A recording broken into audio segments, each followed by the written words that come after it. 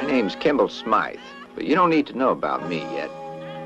In fact, I wasn't even there that hot afternoon 30 years ago in a Texas town on the backside of nowhere. Still, I came to know a few pertinent bits and pieces about the beginning and about this woman who had dominated and changed so many lives. Her name was Callie Lord then, and she was young, and somebody, as they used to say, had done her wrong. Quite wrong.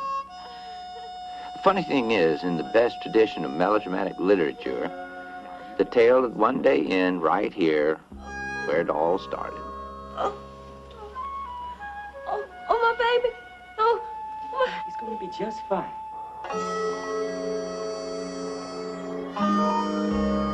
Callie never even got to hold her baby.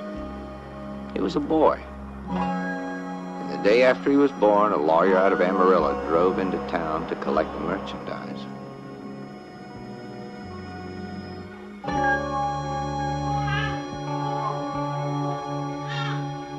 Now listen carefully, Miss Lord. This first paper is called the Act of Relinquishment. I, Callie Martha Lord, do hereby relinquish and surrender said below described white male Caucasian infant for permanent adoption. I've been thinking about this, Mr. Lawrence. I've been thinking a whole lot, and I've changed my mind. I'm afraid that's quite impossible, Miss Lord. My clients have already paid out $245 in prenatal care. You back out now, Callie, and they're going to have to file on you for fraud. Criminal fraud. That's felony. I don't want to cause anybody any trouble. That baby's my flesh. He's my son. I'll pay you back all the money. It's too late now. You're a Christian girl, aren't you, Callie? Never been in trouble before. Well, then you'd probably get a 10-year suspended sentence. Likely as not, they put that baby in an orphan home. If I sign it, could I just hold my baby for 1 minute? That wouldn't be right. It'd just be too hard after that. Well, are they good people? Fine. Christian family.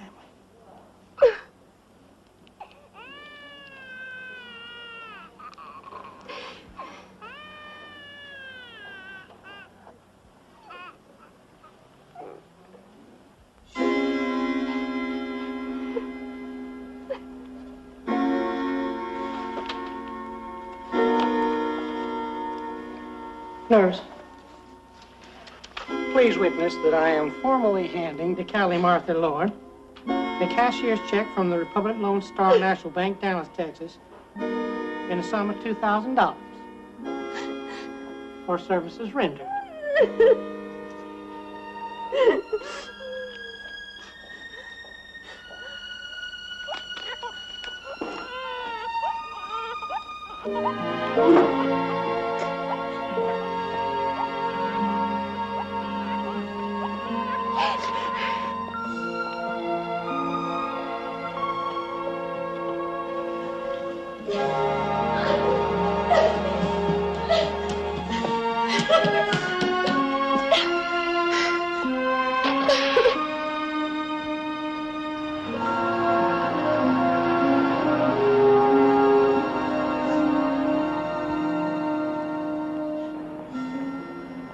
Callie never told anybody the name of her baby's father.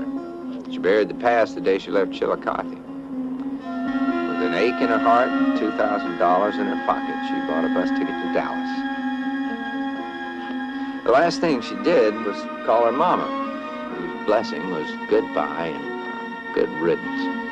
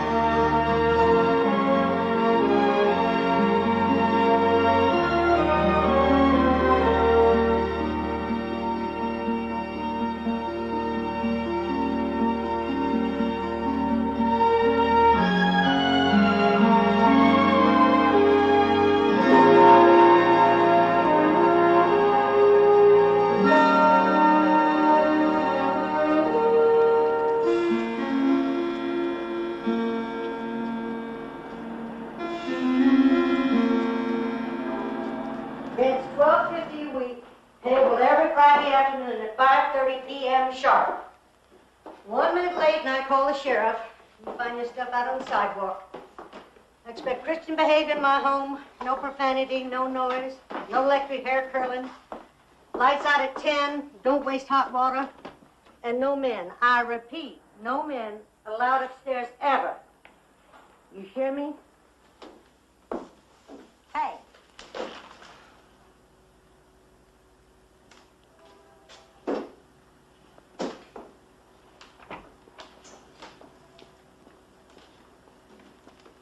Yeah, the old bat gave you the black hole of Calcutta.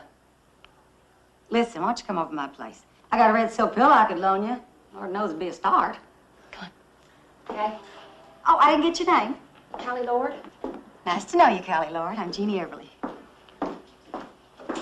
No cooking, no electric hair curling. Lights out at 10, don't waste hot water, which I did.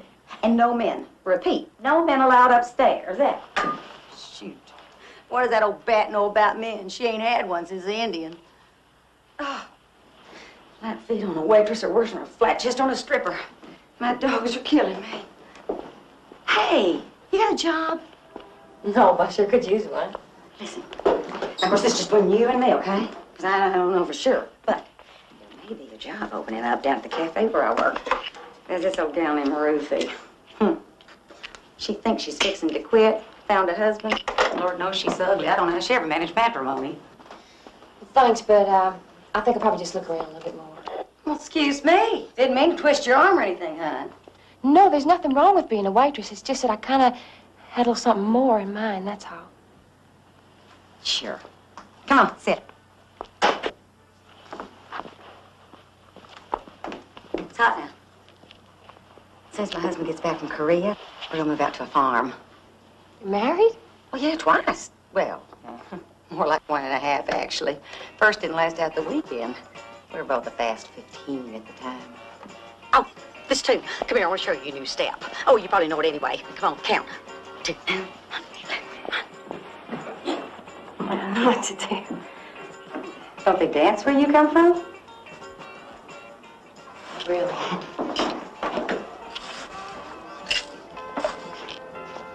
Well, whoop-dee-doo. Oh, come on, you'll see. It's not going to be so bad. Now, listen.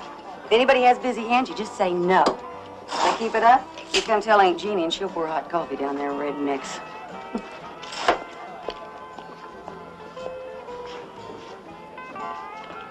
That's a safe one to start with. Comes in here every morning. He never says a word to you. He doesn't take anything but coffee, but he leaves a quarter tip. I think his name's Mr. Bordeaux. Works for the newspaper or something. Good luck.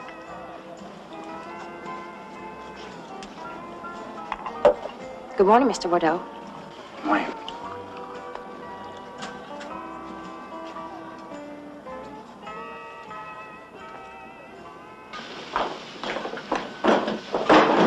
How'd you make out? I got about $6, I think. $6? That is semi-sensational. Hey, you want to go over the Silver Spur tonight and celebrate? Let me man there once said he's a real live lion tamer. Well, I don't think so. I kind of got plans already, thanks. Sure. Bye.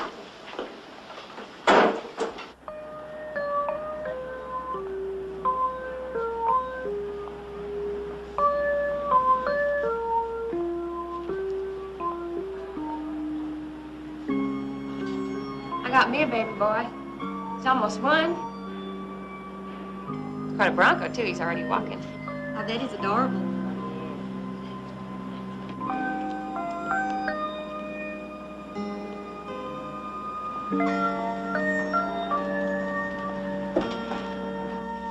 I don't believe this. It seems like you could have told me before 6:15. Ain't you got ears? Oh, I just got the curse. You don't make a reservation. Well, damn.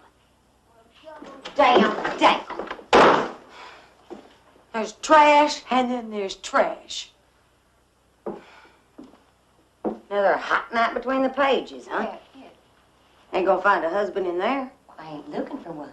What are you looking for? I don't know. Maybe I could be a better person, learn a few things. Fine, prescribed, personally, a little fun. Hey. Have I ever asked you a favor before? Ever? No. Well, get ready, because here's the first. Now, I want you to get that widely sought after behind of yours right out of that bed and come have a double date with me. Oh, now listen. I got 2 genuine oil men. They're going to take us to a real fancy restaurant with real expensive, nice wine, soft music, candlelight, la-di-da-hoop-de-doo. Come on.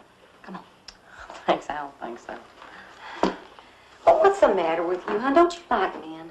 Well, I don't dislike him. Well, you haven't had 3 dates in the last year. Jeannie, I don't ever know what to say to a guy. Best word's no. Well, you could just... you could just sort of smile a lot and make him think you're mysterious. I'd rather read. You won't do it for yourself, would you do it for me? Jeannie. Please. Oh, pretty, please. All right. All right. Oh.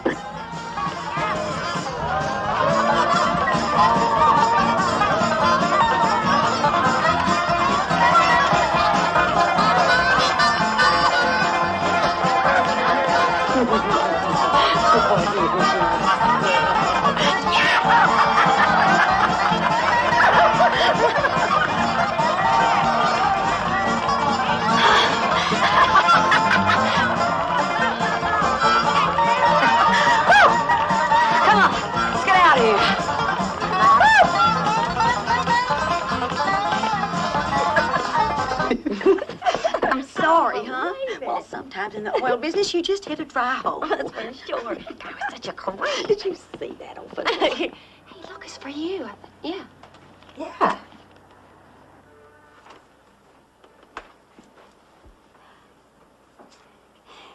Hey, listen, can we go over to your room? I'd like to... I don't want to be alone.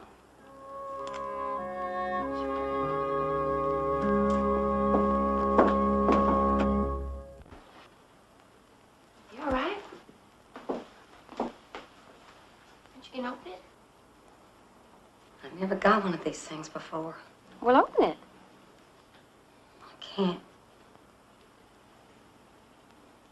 You read it to me. Please.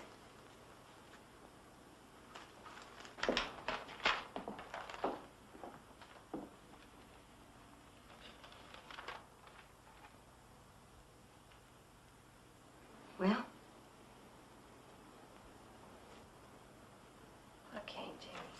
Read it.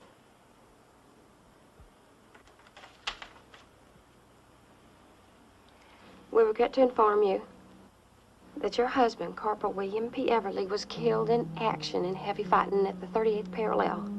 President Truman and the nation extend their deepest sympathies. Carl Tipper, U.S. Department of Defense. Jeannie, I'm so sorry. You know the funny thing? I remember what Billy looked like. I can't remember how he felt. We were only together a couple of weeks. But I loved him. It's like one of them war movies, you know. He promised me he'd only be gone a couple of months, and he said he was going to come back and we were going to buy a farm. What can I do? It's shameful not to remember what your own husband felt like. Could I borrow a Kleenex, maybe? Yeah. Maybe a glass of water.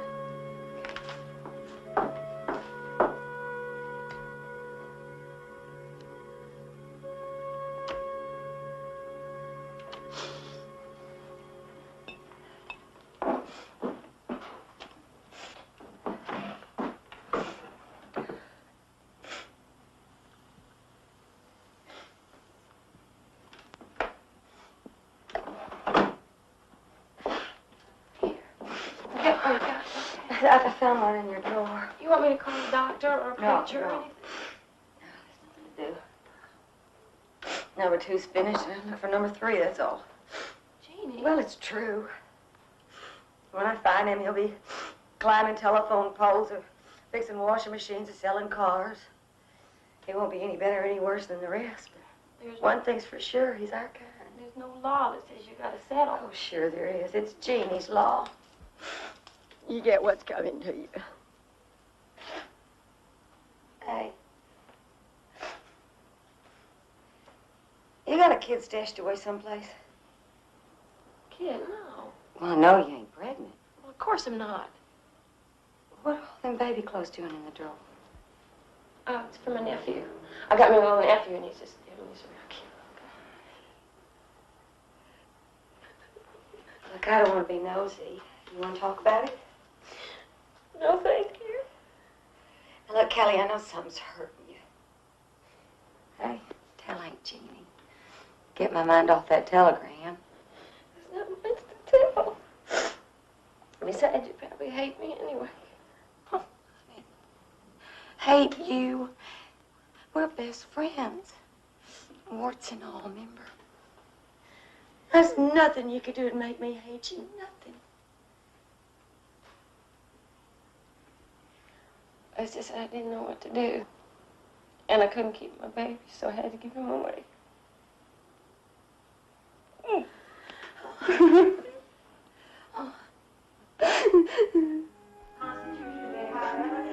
No, all yours. What face? Plaintiff's counsel pleaded res ipsa loquitur. En voir dire, the prosecution used 3 peremptory strikes. Yes, Callie? Could you repeat that last part, please? They don't repeat testimony in a courtroom, Miss Lord. Yes, ma'am.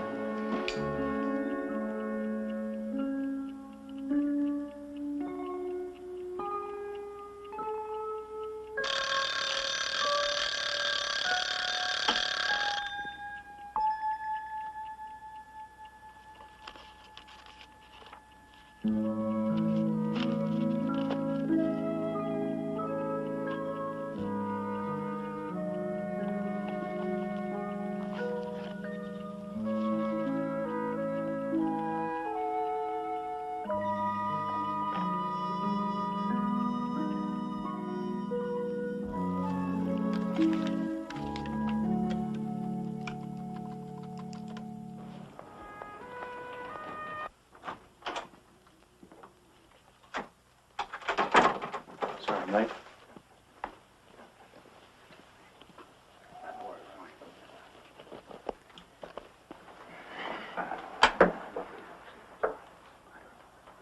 Let the record show the deposition of Mr. Randall Bordeaux, Jr. was taken at 2 p.m. April 15, 1953. Present were Ralph Haynard, attorney for the plaintiff Samuel Rifkin, and Horace Jensen, counsel for Mr. Bordeaux. What is your name, miss? Callie Lord. Callie Lord of the Jurgens Court Reporting Company. This deposition is in the matter of a civil libel suit brought against Mr. Randall Bordeaux.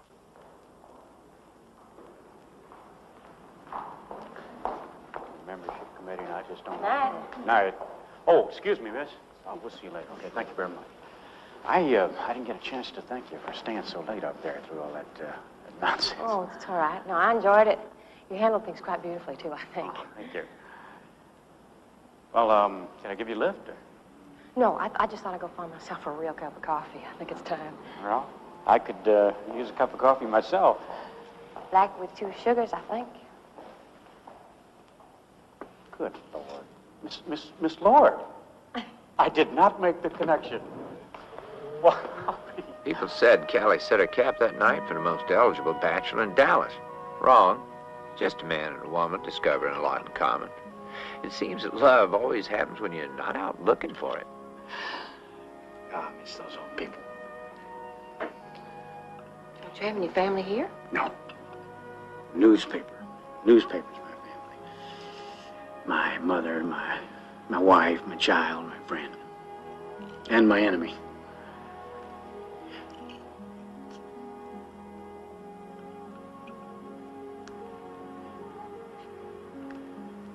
Do you mind if I say I think you're remarkable? You know, you can say that as often as you like. I would like to say, though, that you handled yourself very well. You held your temper in that room today. I mean, I know I'm not supposed to take sides, but that libel suit is as leaky as Grandma's milk bucket. I mean, if I was you, I'd turn right around and sue the behinds of those people. I may do that, Callie Lord. Callie Lord, I like that name. The person it belongs to. Might I see that person again sometime?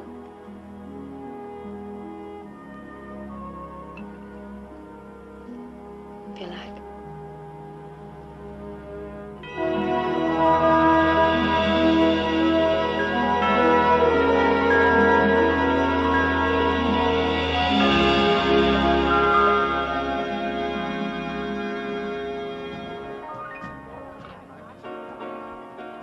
Here's where I come in.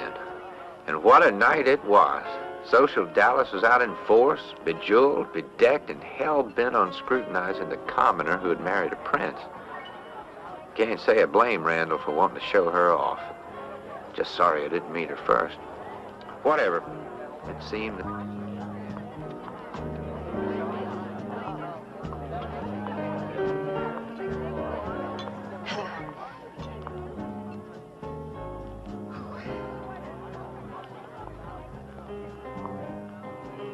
Evening, ma'am.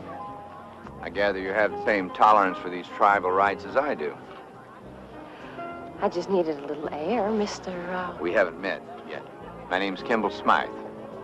Now, I'm neither rich nor famous, but fairly civilized anyway. I teach political science at SMU. That's nice, Mr. Smythe.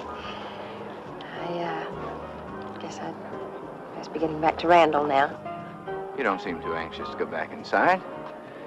Tell me, have these old crocodiles been snapping at you? No more than I expected. Isn't exactly the most popular marriage in Dallas this year. Mm-hmm. Well, you better come with me. I'll give you a little food for thought. Please observe right in front of us there, that painted gourd squash, the one with the cherry on top. Miss Cora Peabody. Now, believe it or not, she was once the most celebrated hooker in East Texas. They say that on one memorable weekend in 1937, she entertained 53 customers, one of whom struck oil on Monday morning, gave her $50,000 in a wedding ring as tribute. Oh, and right through there, you might observe that rare species as Ludi England, arbiter of all that's rich and beauteous. Yes, and she makes me feel like I should use the servant's entrance. Listen, she's formerly known as Blanche Goober. Gooberman. Yeah, yeah. Old Blanche ran a horse wire near Love Field. She shot and killed 2 lovers for which she escaped punishment by pleading self-defense. Both men, I might add, got bullets in their back. Now, that was 30 years ago, which is an absolute miracle because she told me personally she's only 28. No. Thank you very much. You have made your point. Wait a minute, Professor. How'd you get in here? Over the back fence. I have to ease my way into these major events. His character tell you he's about my oldest friend?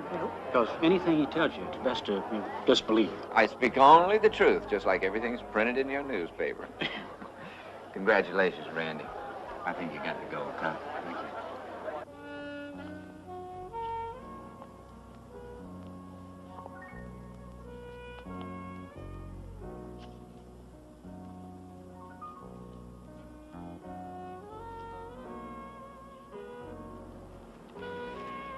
Have I told you lately how much I love you?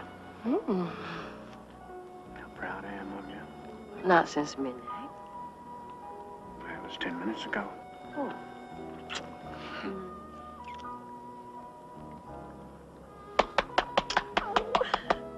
You two kids are just adorable. I've never been to a better wedding party, and I've had 3. Jeannie, where's number 3, by the way? Oh, he ran off with some heifer. Oh. Why is it every man I marry has 15 cents in his pocket, 8 outstanding traffic tickets, and the charm of a brame of bull? Wish we'd met 10 years ago. I'd have qualified on all counts. Good Lord, Willie Chips. Where's the party? Where'd everybody go? You old pea picker.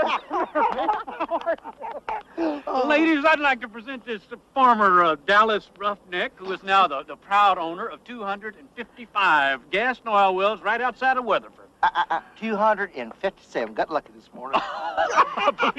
Is that real oil or snake oil? Well, hoop-de-doo. Did you see the way she looked at him? Huh?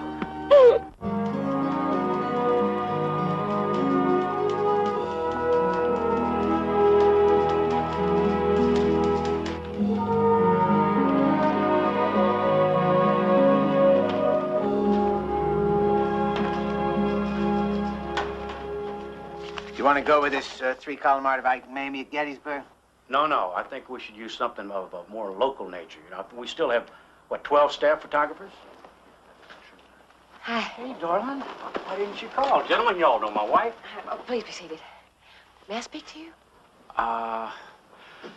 Well, yeah. It's kind of private. All right, darling. Excuse me, boys. I'll be right back. Sure, this can't wait about an hour. We're on a deadline here. No, I can't wait one more minute. I just came from the doctor, and he told me I'm thoroughly pregnant. You what? I'm growing our baby. Are you sure? Yes. Congratulations, boss. You want that on page 1? Hey, ladies, where do you want this thing in here out the barn? Oh, my goodness, cute. Look, it's put right over there. Listen, now, I think it'd been cheaper if we bought real ones. You get over your number 4 and you give me a kiss. Oh, hold your passion for just 1 minute. 1 minute. That's fine dumpling. One thing's for sure, that kid'll never be spoiled. Look at here, look at here. Really, you shouldn't have. And I got him a Davy crocodile fit on order. Oh, thank you. Thank you. Hey, you want me to put these diapers in this drawer here? You okay, honey? Just a little gas pain. Oh, Callie. Callie. Honey. Willie, call an ambulance. Honey.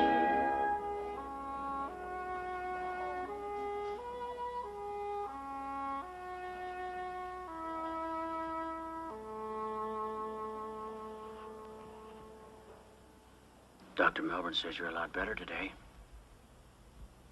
fact, said 2 or 3 more weeks and you'll be good as new.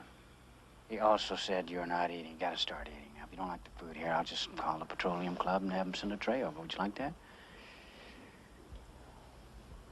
It's God's will. He's paying me back. Darling, wait a minute. I don't even want you to think like that. It's not anybody's will. Oh, but it is. He waited for just the right moment to punish me. Listen to me a minute, okay? I've got a great idea. As soon as the doctor says it's okay, why don't you and me just take a trip together alone? Did the doctor tell you I can't ever have a baby again, ever? I don't care. As long as we're together. Nothing's ever gonna grow inside me again.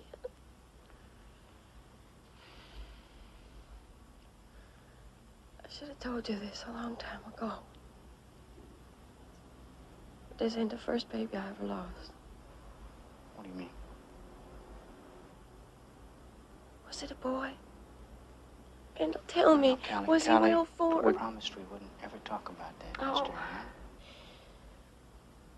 The first one was. He was a fine boy. He was beautiful.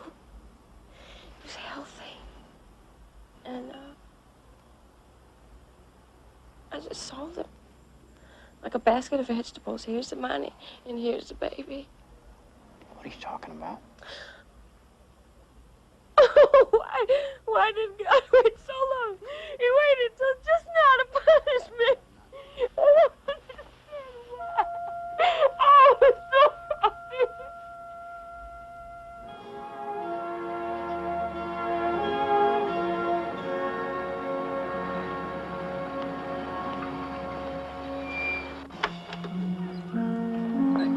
Good evening.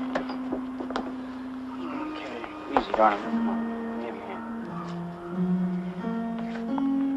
Welcome home, Miss Bordeaux. Not many people knew how sick Callie was. She stayed 3 months in the hospital, and at least twice the doctors feared she was dying of internal bleeding. But it was grief, shame. The day Randall brought her home, she was pale and lost. She didn't know he had a surprise waiting. He'd worked his tail off to keep Callie alive and sane. Randall turned Texas upside down. This is what he wrought. I told you I wanted this room closed and locked forever.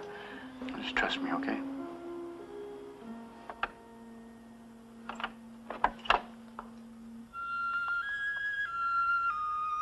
Whose child is this? I think you know, don't you?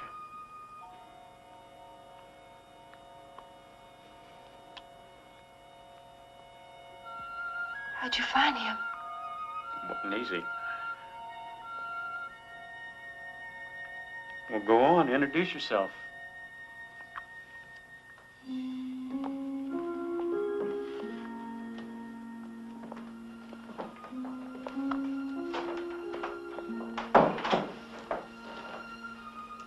Honey, you know who I am?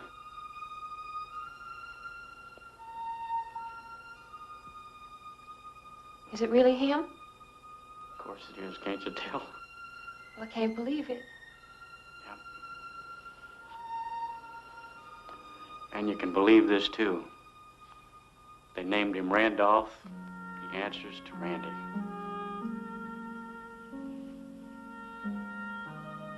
Randy?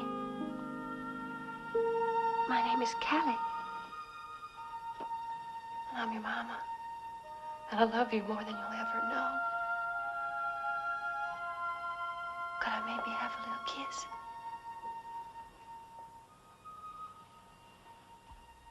Just one little teeny tiny kiss right here. Please.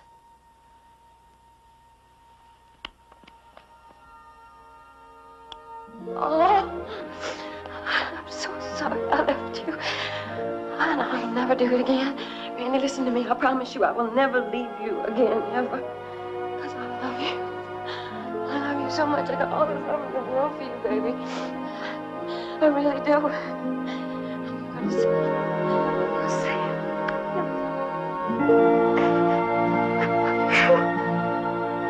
Oh, God.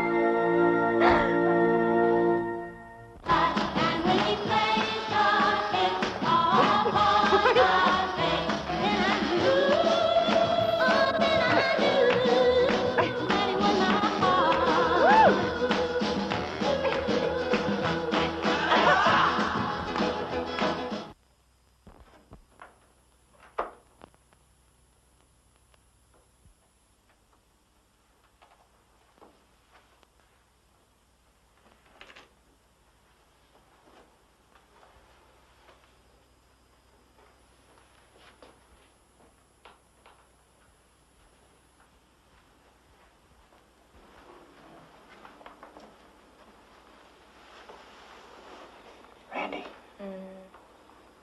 Happy birthday, boy. Come on, it's time to get in your own bed now. Come on. Here we go. Here, boy.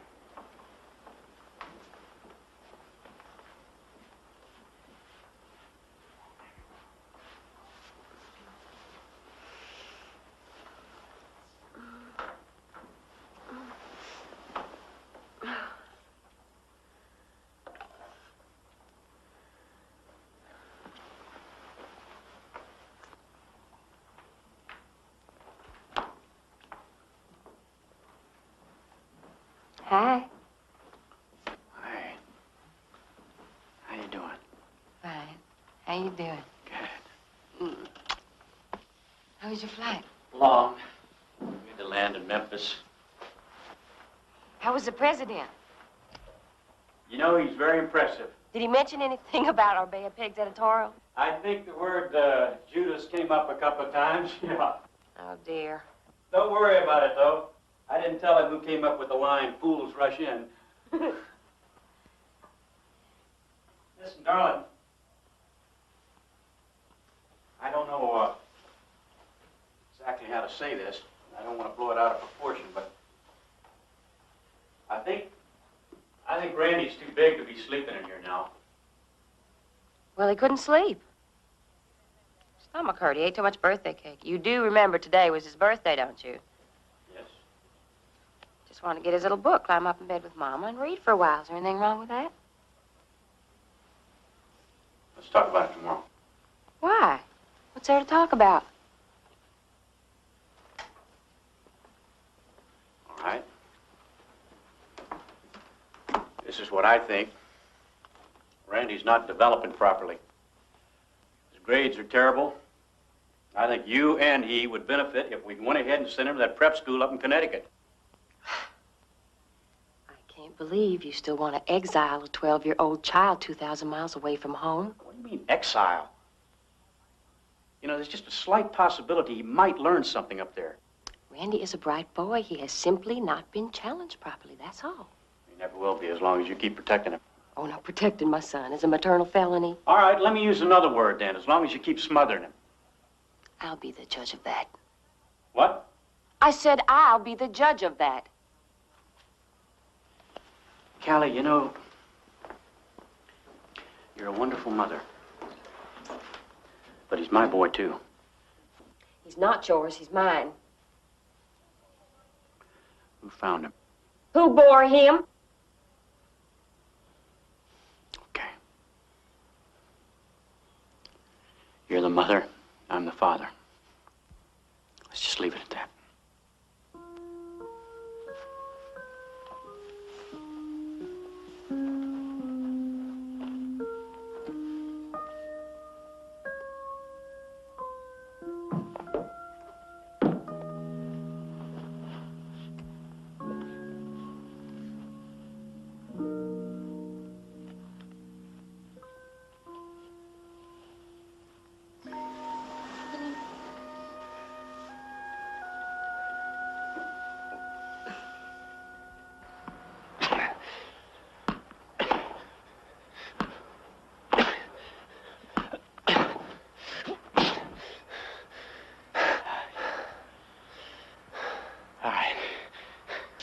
You know, you keep whipping me.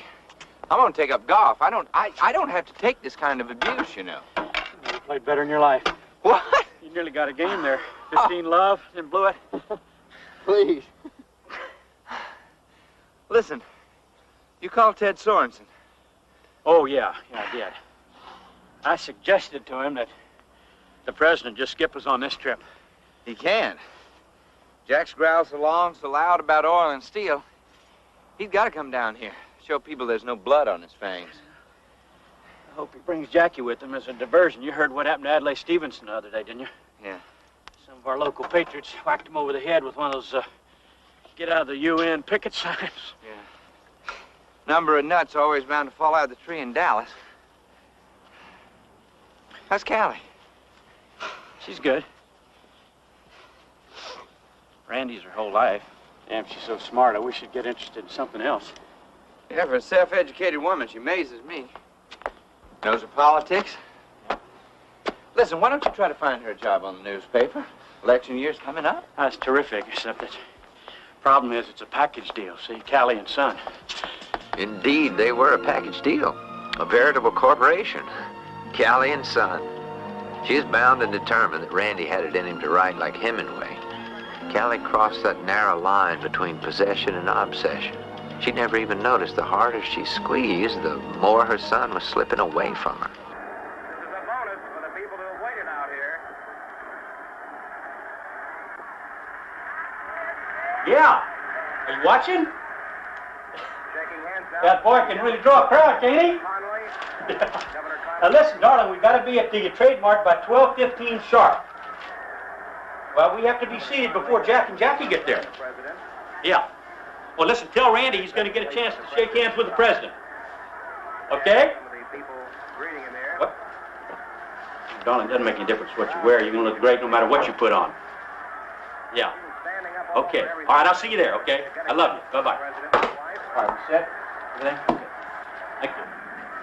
President, thank you very much. If I may be permitted to read a presidential lip movement.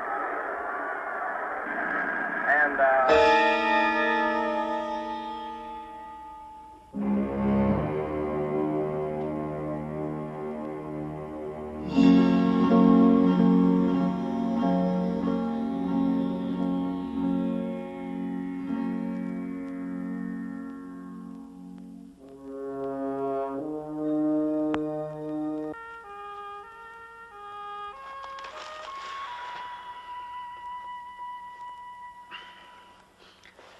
talked to Horace today. I have a lawsuit, my goodness. Now I decided to sell the paper. Why? Honey, the economy's picking up. Doesn't have anything to do with dollars and cents. Well, why then? The Post-Dispatch has been in your family over 100 years. Maybe it's just because life right now is so unsettled. I don't know. But I think when they saw Jack Kennedy, he was so young and vital, and I haven't been able to shake that.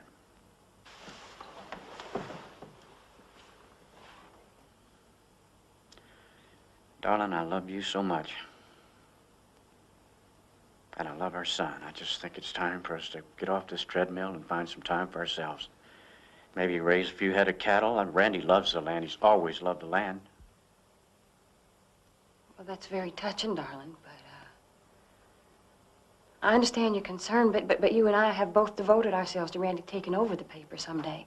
Now, if you sell it, you're gonna strip our son of his inheritance. Is that your plan?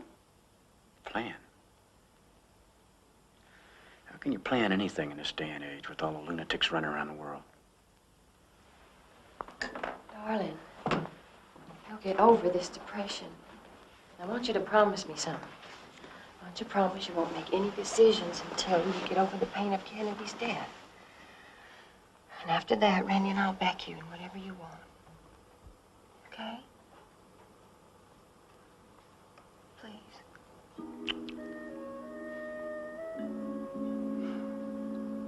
Okay.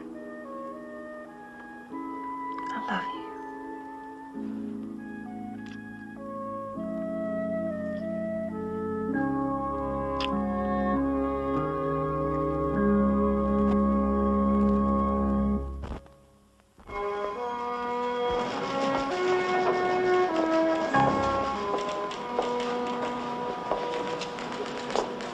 I'm here to see the city editor. Is he expecting you? Yes. I'm a little early. I'll just go on in. Sir, it's better to wait out here. I'll announce you.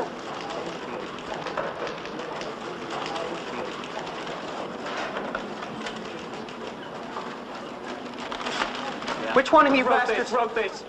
Who gave you the right to print lies about me? Huh?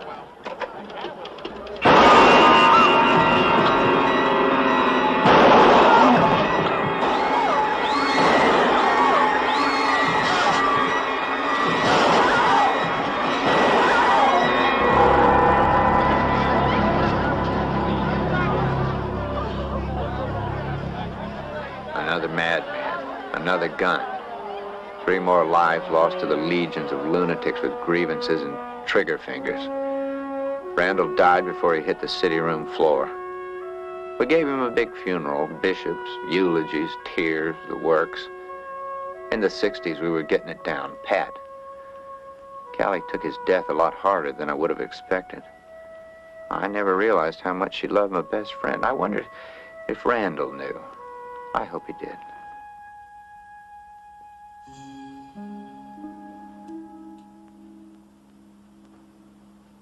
Samuel says you gotta eat, Mama.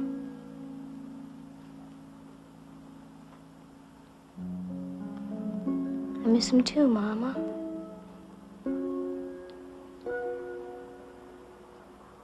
I know you do, darling. I know you do. What are we gonna do, Mama? Everything's gonna be all right. It's gonna be fine. I promise you that. I promise you that.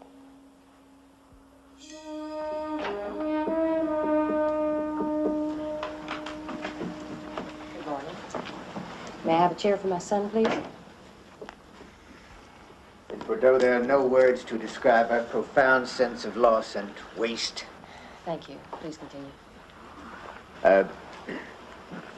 As you know, Mr. Bordeaux turned down a recent offer to sell his newspaper. Yes, we shared all decisions.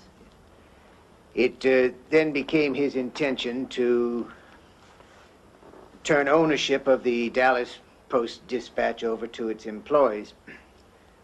He was fairly well along in the formation of this plan when... Please go on. Well, perhaps Horace Jensen can better explain these documents.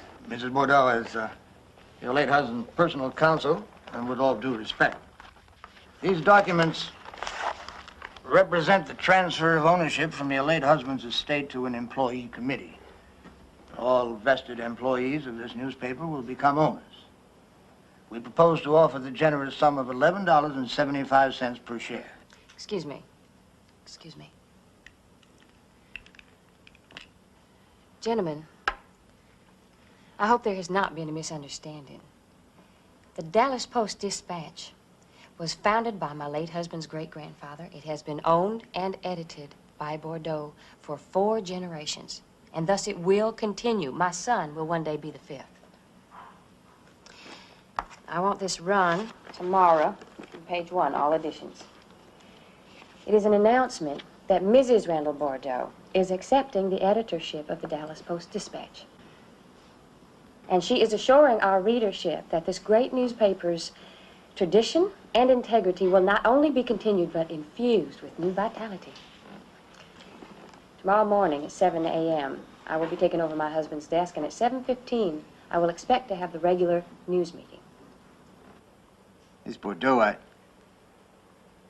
I know how grieved you are over Randall's tragic passing, but I cannot believe you'd go against his wishes. Mr. Donohue, I believe that since I am the widow of Randall Bordeaux, and that since I slept next to him every night for the past 12 years, I am in a better position to express my husband's wishes than you. Now, if you find fault with the new editor of this paper, I feel certain that your resignation will be accepted. Yes. Fine. Any more questions? Here's what I mean. This lead goes on forever. It is endless. A speech by the president of the Chamber of Commerce is worth 2 graphs maximum. It is boring. And back here on page 27, I found a little tiny item. And it's a hell of a story about a farmer who shot his wife, he shot his wife's lover, and the horse that fellow rode in on. Now that, my friends, is page 1. I demand that every word in this paper be bright and interesting. Because if it bores you, Lord knows it's going to bore the people right to sleep, don't you think? To the surprise of just about everyone but me, Callie became one hell of a newspaper woman.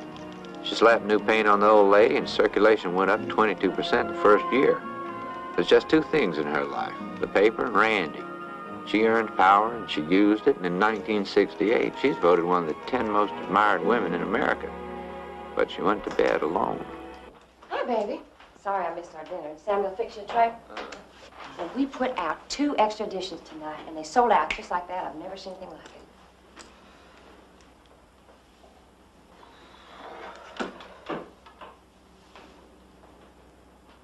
And I suspected you'd been smoking. Ain't your basic filter tip, Mama. You want to try some? I suggest you read page 1 of the night final. Judge Bricker just gave 2 boys 30 years in the state penitentiary for marijuana possession. Yeah, I read page 1 of the night final. Interesting social notes from all over. Did you happen to read that bitty little item about Bobby Kennedy getting shot to death in L.A.? Do not be facetious with me. Oh, I wouldn't dream of it, Mama. I'm real pragmatic. I figure I got 2 choices. I can go get my butt blown off in Vietnam, or I can stop a bullet right here at home. Baby, you have plenty of... And don't call me baby! I'm 18 years old. You have plenty of options. Now, Kimball is fixing it up so you can go to the University of Texas. They have an excellent journalism department there. I haven't got the grades, Mama. You know it. Besides, what if I don't want to go? What if me and Pete decide to... Pete and I, please. Whatever. What if we decide to split? I don't know, maybe bum around Europe. Oh, it's impossible. You go to college, or you get drafted. Mama, I don't know who I am. You are the heir to a great newspaper, that's who you are. And I have been working 18 hours a day trying to keep that paper going for you. Mama, please give me some room. I have never made a decision in my life. I'm worried about your attitude. It is rather poor. Yeah, but it's my own, Mama. At least let me have my own damn attitude. I want you to be happy. Mama, I'm not ambitious. I can't fulfill your dreams. And I want you to realize your potential, Randall.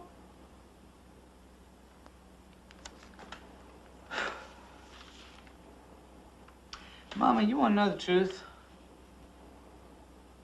I don't give a diddly squat. Randall. Oh, go fight the war, Mama.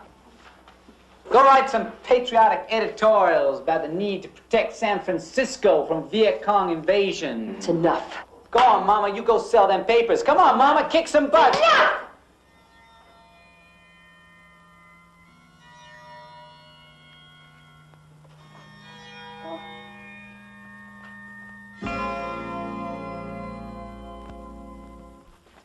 Big up on flight, Deacon. I'm sorry, I know we're already late for dinner. This little girl outside from Channel Got a good 9 reputation. so let's do a real quick interview before we leave. I'm afraid my Vietnam editorial kicked up quite a dust storm. Congratulations. I'm surprised the White House hasn't called. They have. Twice. Well then, Mrs. Bordeaux, why did your newspaper make such an abrupt about-face and come out against further U.S. involvement in Vietnam? My words speak for themselves. I did sign the editorial. You do have an 18-year-old son of draft age, Mrs. Bordeaux. Did that affect your decision? I don't think so. Randy is a fine young man, and he would willingly serve his country if needed. Thank you. This is Susan Moore talking to Callie Lord Bordeaux. Well, you handled that television girl pretty good. I thought she's kind of pushy. Well, she's ambitious.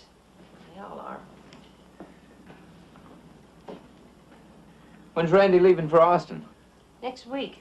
And thank you again for all you did. You signed the check?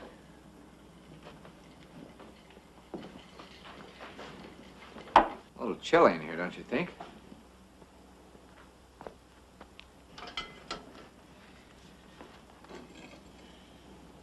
You know, somewhere between the salad and that drink, I lost you.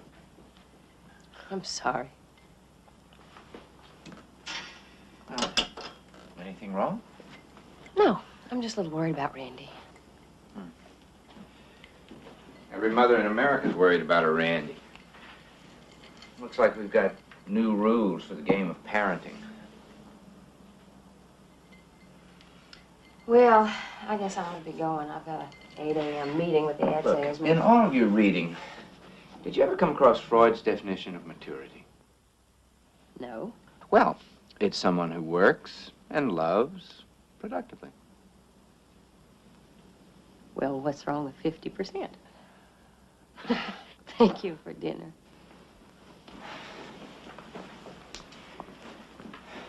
What do I have to do?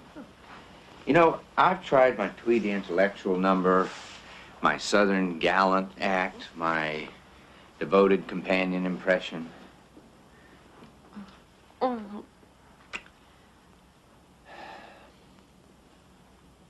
I'm afraid that didn't work either. Kimball, please don't wait for me. Please. Why don't you just be honest with yourself, Callie? You're as lonely as I am. How many times do you wake up at night? I don't have time in my life for anyone else. You can't go to bed with the newspaper, Callie. Or Randy. That's beneath you. You're right, it is. So I'll just say it straight out. I love you. I've always loved you. I always will. Please don't waste your love on a woman who can't accept it.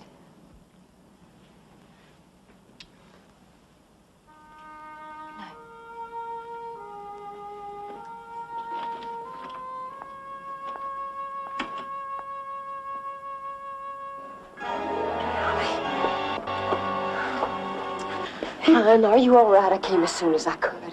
How did this happen? I don't understand. He was fine last night, and then he got up this morning and he went down to make coffee and listen to the livestock report like he always does. And then I came downstairs and he poured me a cup, and then he started to hand it to me, and his hand started shaking like this, and his body started shaking, and he dropped the cup out of his hand, and then he just looked at me, and he didn't say anything.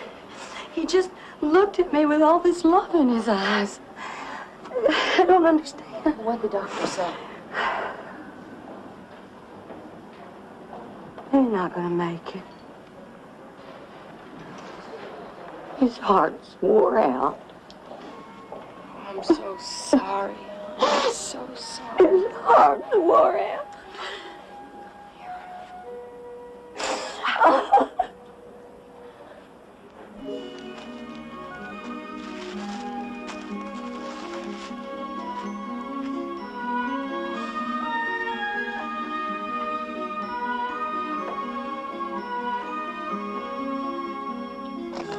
I got a proposition for you, Mama.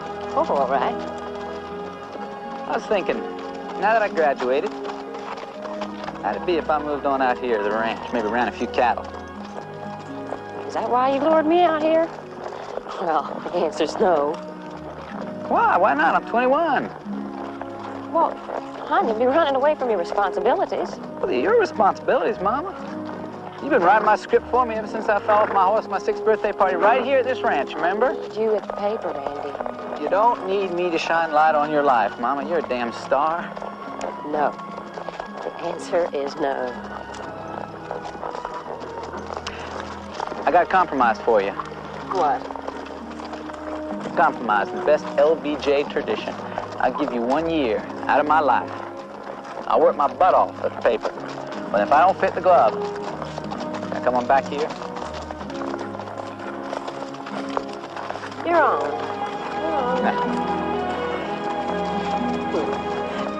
Race you back to the bar. Winner take all. I haven't been out of the house in months. Well, you look wonderful. Oh, yeah, well, Merry Widow. Ain't what it's cracked up to be, kid. 2 Merry Widows, thank you. All dressed up and no place to go. Anybody new in your life? Shoot, no. Well, I was looking at the pool man with carnal interest the other day, but I don't think he has a grandmother fetish. I do admire your resilience, woman. Now, what? The way you bounce back. Oh, it's called bluff. Yeah. Well, it's a valuable tool. Don't talk dirty. Please stop it. Listen, this is not exactly a mission of mercy. I didn't think so, Pinocchio. I got a proposition for you. Okay, I could use one. I'm going to drop the syndicated level and call them down at the paper. They've been getting silly, and they're just asking for too much money. I'm not going to go for it. How would you like to take over the Broken Hearts Department? Me? I can't even speak the King's English, much less write it. Don't be silly. Jeannie, doesn't matter. We have No. editors to fix your grammar. What I want is your wit and your common sense. Oh. What kind of letters would I have to be answering? Divorce, adultery, death, rotten kids, that sort of thing. Oh, that. I thought you meant serious problems. Okay. Yeah? I'll try. You're on. Why not? I think it's great. Can't lose.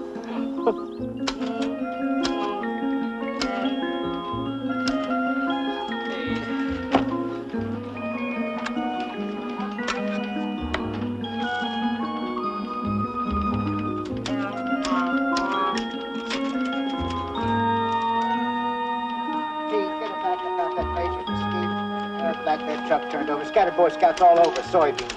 Yeah, right. Just leave it, kid, okay?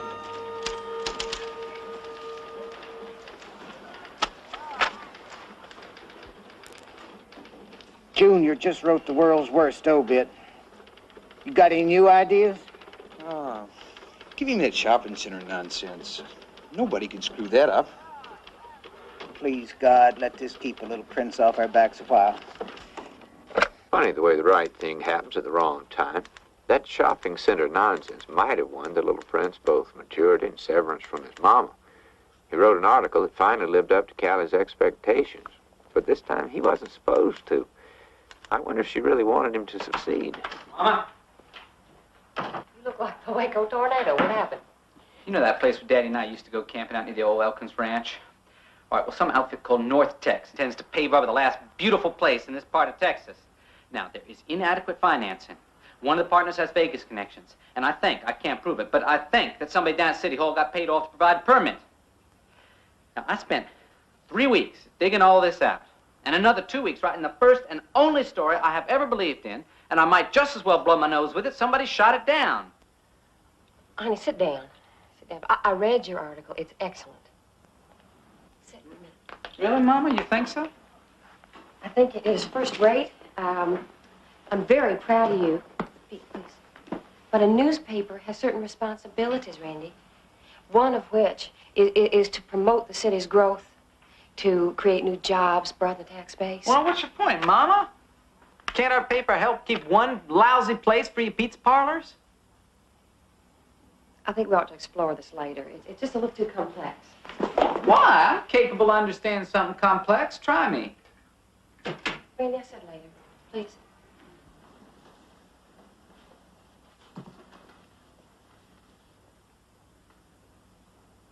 I take it you have no intention of running my story. Not for the time being. All right. I'm not going to work for your pissant paper. Goodbye, Mom. I said, we'll see, hon. We'll see. Action, Mr. Bordeaux here. A Happy New Year to you too, Mama. No plans at all. Just gonna watch Cotton Bowl on the tube. All right. Yes, ma'am. It's been a long time. Yes, ma'am. Been hearing some wonderful things about your organization. Well, you should.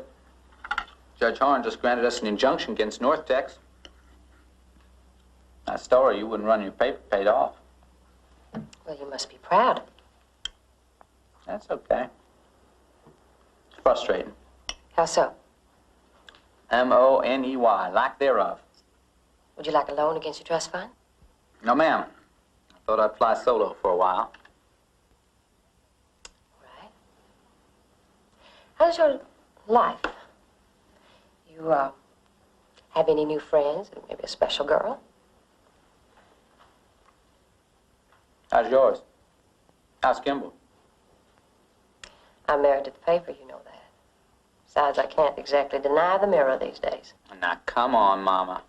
I'd say you were a pretty dynamite-looking chick. To use the vernacular. Well, thank you, I think. Well, Happy New Year, everybody. Happy New Year.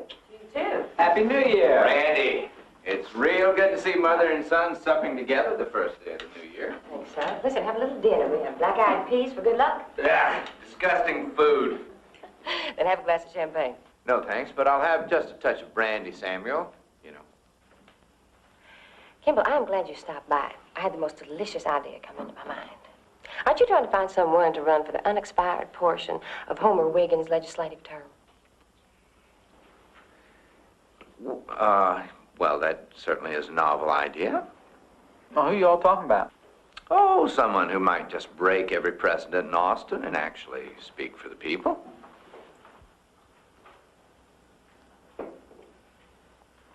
Oh, now be serious. Hey, I'm only 22. I don't even have a law degree. Well, it's old enough. We got too many self-serving lawyers down there anyway. But I know less about politics than I do about grand opera. Same thing. Sing loud. Everybody else goes to sleep anyway. Besides, it's a safe seat. Well, no, wait a minute. This is crazy. I mean, well, wouldn't it seem just a little hypocritical? Me running in a silk stocking district? Darling, I don't care what your lifestyle is now. Your name is still Bordeaux. It doesn't matter where you come from. It's what you do when you get to state capitol. But, Mama, I'd be wasting my time. The lobbyists have Austin under lock and key. Don't you have the courage to try? Where can you best serve your beliefs? In a storefront office or right in that chamber where those laws are made? I'd vote for you. Well, that's one vote. I do believe this is where the ladies leave and the gentlemen solve the problems of the world. Excuse me. She set us up? Yeah, I believe she did. State Representative Bordeaux. That's the last time she's going to do it. If I win. Thank you.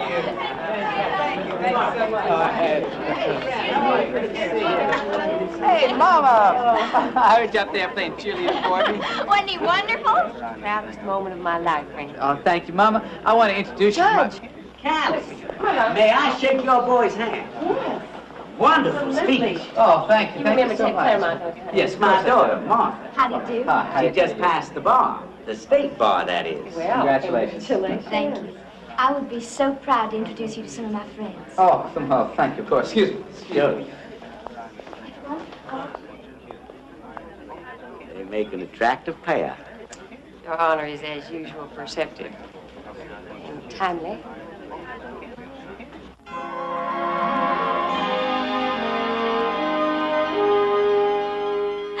you have any idea what it is like to sit at your own wedding rehearsal dinner all by yourself? Here, honey, take this. Come on, Martha, just let me feel better. I've already called the police. Probably just had a little car trouble coming up from Austin. But he could have called. I could just die.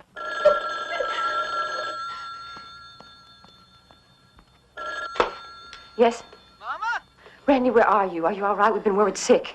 Guess what? I got a surprise for you. I'm married. You're what? I'm married, Mama. That Narrago, Nuevo Laredo. Oh, I love her, Mama. You will too. Here, Mama. Mama, hi. This is your new daughter, Sue Lynn Hatcher. I mean, Bordeaux. Oh, God. I just love you and Randy and everybody. Oh, I can't wait to see my new mama.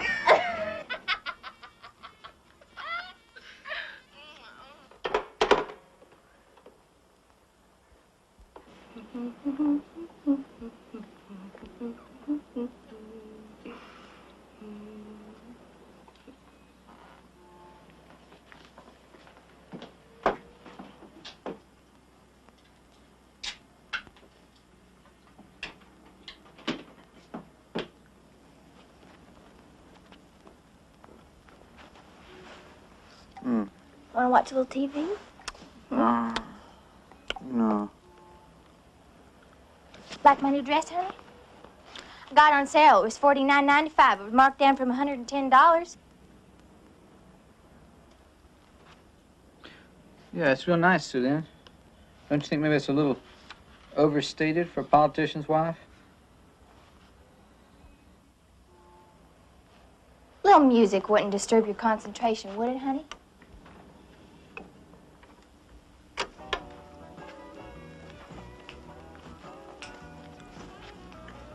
Randy. Randy. I don't suppose you'd want to wrinkle the sheets a little, would you, honey? No, sugar. I gotta finish this. Oh, no. It's been a long time. No. Hot and sexy in those blue jeans. Sorry, Susan. I told you, I'm under a lot of pressure.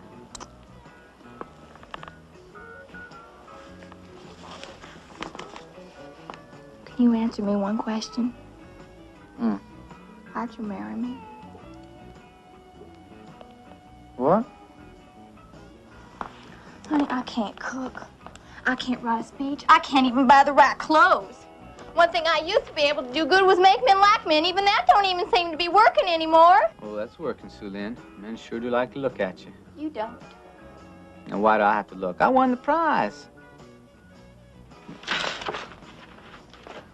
Come here. Come here. Sugar, I married you because I love you. Okay? Maybe tomorrow night I'll make us this supper I cut out of Cosmopolitan magazine. Okay? That'd be just fine. Oh, good. No. I can't tomorrow night. We gotta go to Mama's, remember? I told you John Connolly's coming over.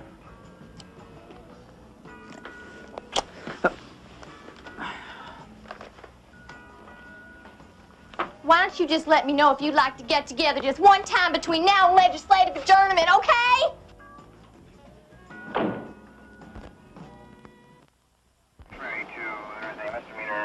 Warrant a tussle only if it lives at 3216 Los Feliz. Female, 45. Where is she? Over yonder, number 8. She's okay. She hit him with a bottle.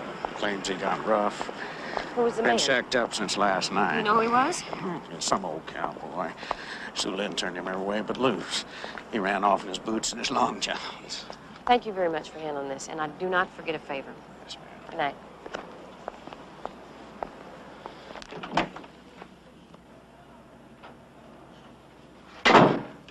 Get dressed. I'm taking you home. Yes, ma'am.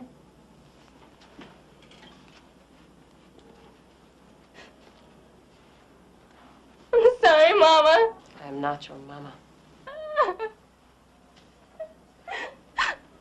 I know I did wrong. Mom, please don't tell Randy. Please. Hurry up. I love it, Mama. I really do. Yes, I can see that. 5 years passed. Somehow, some way, Randy and Sue Lynn stayed married. Though all of us knew the difference between public smiles and private pain. I feel like I was grabbing.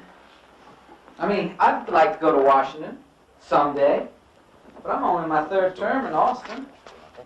Randy, come here, darling. Listen to me for a minute. A plum is about to fall off the tree, and it'd be foolish of you not to catch it. As a congressman, you could ally with Nader, with John Gardner. Callie. You could build a national power base. Callie. One throne at a time, all right? Let the boy decide for himself. We ran a little private poll. Your recognition factor is 72%. That's downright phenomenal. Besides, ever since Watergate, the country's hungry for attractive politicians with clean shirts. And you're clean, son. Now that's as clear as a diamond in a hog waller. There ain't no skeletons in the closet, are they? No, sir. The other side will poke you like a germ under a microscope.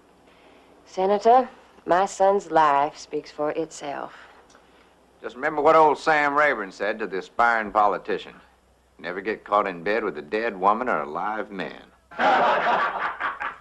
Tomorrow is a school day, gentlemen. I think we ought to let the candidate and his wife discuss this together. Hi, Randy. What do you think, sugar? You want to drive to Washington, D.C.? Whatever you want, honey. That's just fine with me. Honey, there's something I've been wanting to talk to you about. Fire away.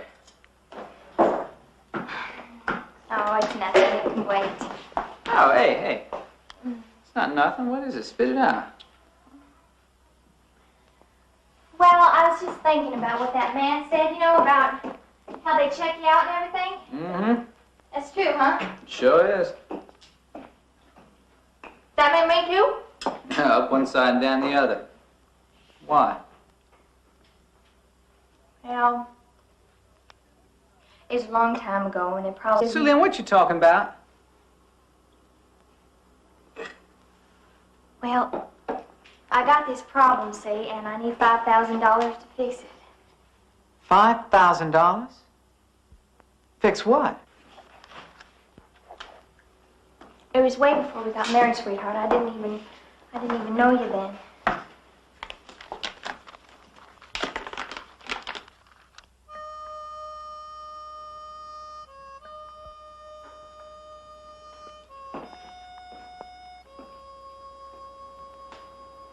My God.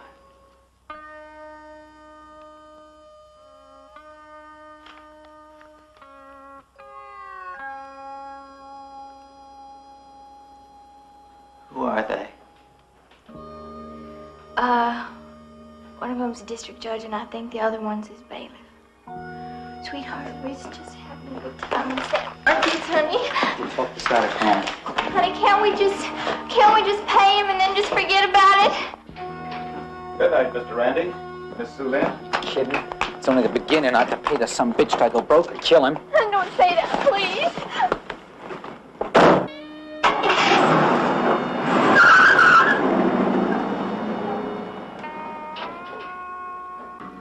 All right, Susan.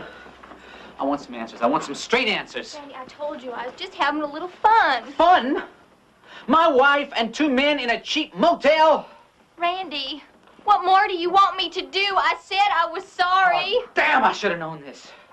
I should have known you're just a scandal waiting to happen. You knew I wasn't the sweetheart of Sigma Chi, Randy. You asked me to get married. You seduced me!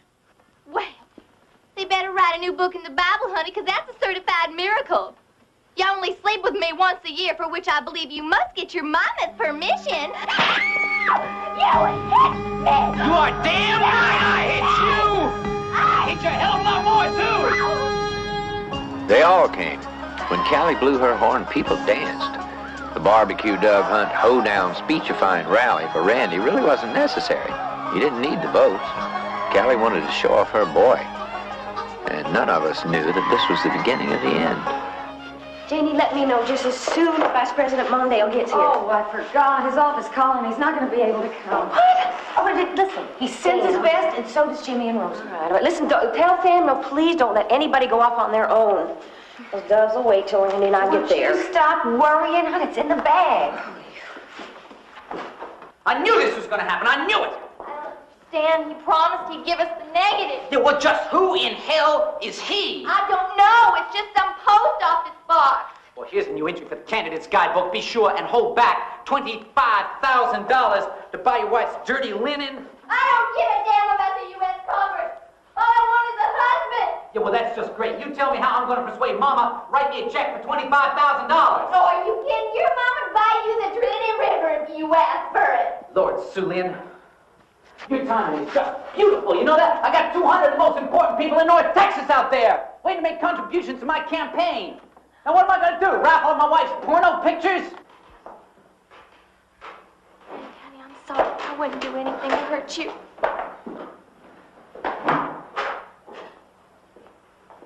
Maybe I'll just go away, huh? Now, how do I even know there's a blackmailer? Maybe just skimming a little cream off the top for yourself, huh? A little private jelly bean jar? Just don't take it any further, Randy, okay? I'll handle it in some way. I tried to change for you, Randy.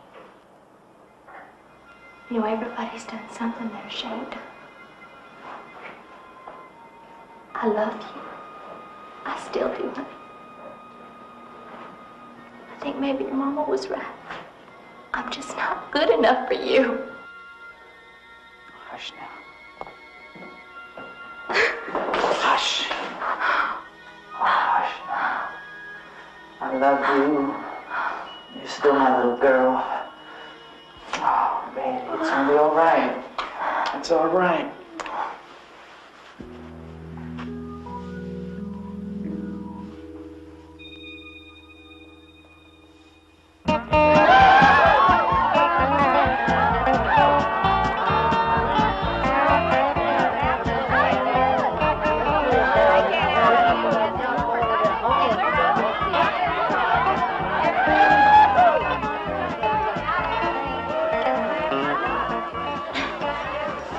Vodka martini. Double. No, you don't have to bother with that, Bubba.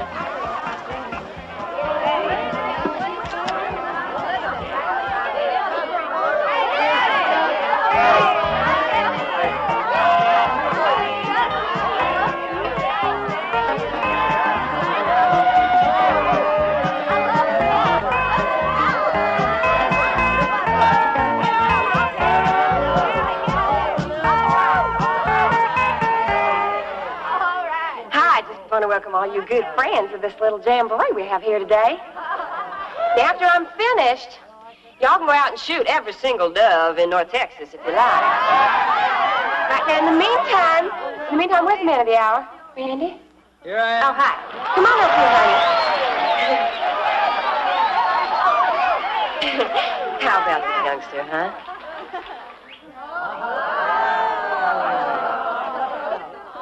Now, listen. Even if I wasn't his mama, I would vouch for him, and I'd vote for him, and I would be ever so proud. So, I'd like y'all to say hello to the next U.S. Congressman for the 24th District.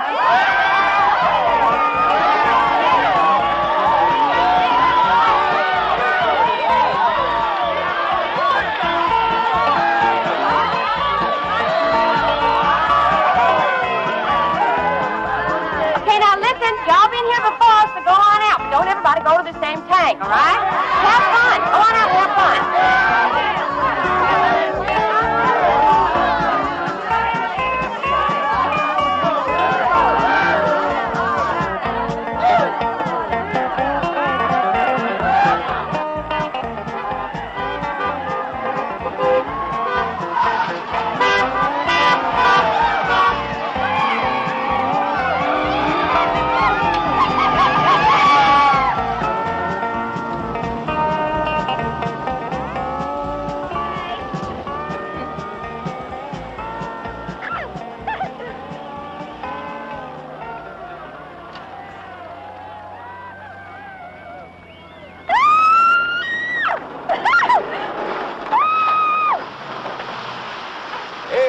Hold up. You got a phone call. Hey, why don't you back at the house, Randy? Something about the Today Show. Thank you. I just walk anyway. Oh, I'm sorry, sugar. I'll be back in a minute. Give me that old top gun of yours. I want to get me some doves. Well, you just be careful now. You hear? You keep the safety on. Oh, hell, Randy. I've been shooting pearl beer cans off of Daddy's fence since I was 5. Yeah, I know. You be careful. Okay. Bye.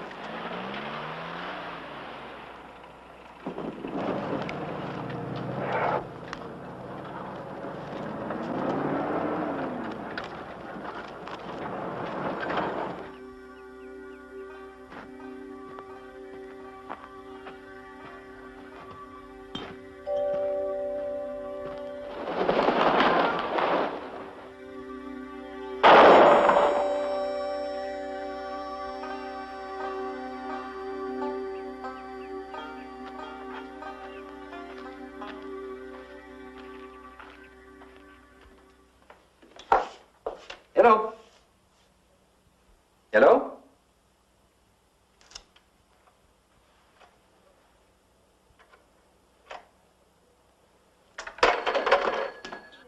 Good Lord, Jeannie, how many carats is that thing? I don't know. I just told Cartier's to make it knuckle to knuckle. Randy! Randy! Come on over here and cool off. You got everybody's vote anyway. Oh, no, ma'am. I can't do that. We still got an hour of good shooting light left.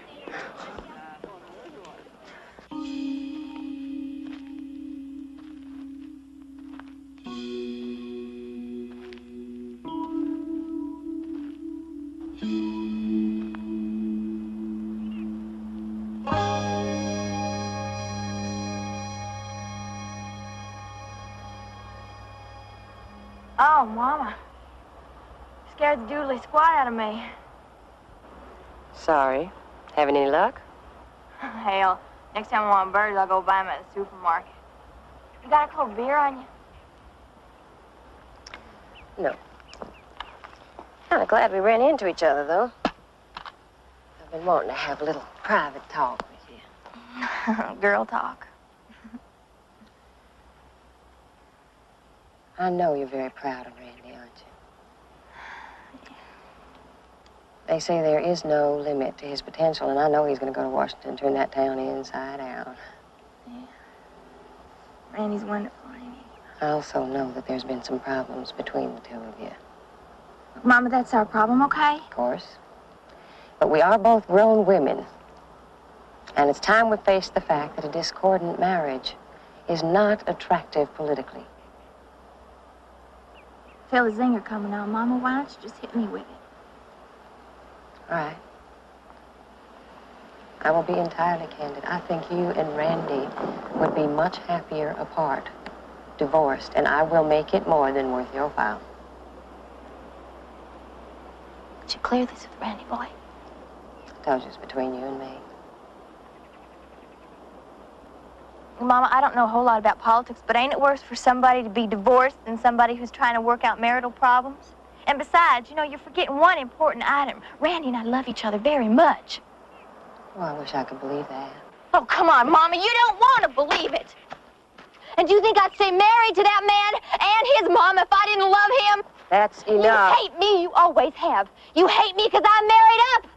Like I'm a rich one, just like you, huh, Mama? You watch your mouth. Have you done your best Shut to turn a good your man mouth. into Mama's boy? I should have known better than to try and deal with a person on your level. Face it, Mama, you want to sleep with him? Well, I got news for you. He ain't that good! No! Give him!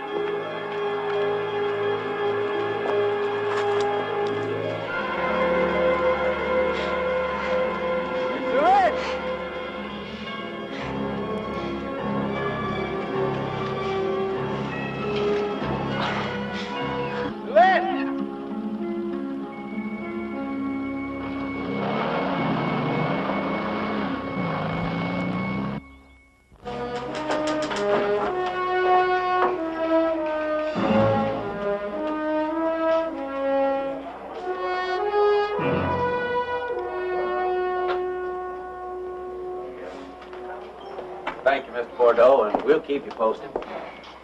Darling.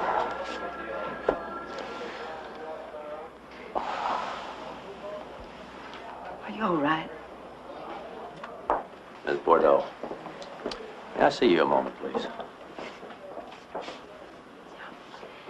Go on, I'll be right back.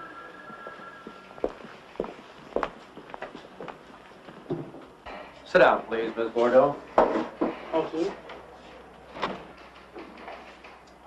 Can you tell me anything about your daughter-in-law's state of mind? Don't know exactly what you mean. Yeah, the way she's been acting lately, her health, something she might have said. She's been a little depressed, I suppose. Depressed? Well, the pressure of a campaign is enough to wear anybody out, and she wasn't particularly fond of politics. She had headaches. With all due respect to you, ma'am, did she have any enemies? Someone that might have wanted her dead? No, certainly not. We are talking about an accident here, aren't we? Probably. Stray shot kind of thing. You know, people fall down, their shotguns go off. You just go on home now, Mrs. Bordeaux. If anything should come to mind, give me a call. Of course. Detective Hart, I'd like you to know how very pleased I am at you that's checking into this matter. See, my police reporters speak very highly of you. Thank you kindly, ma'am. Thank you.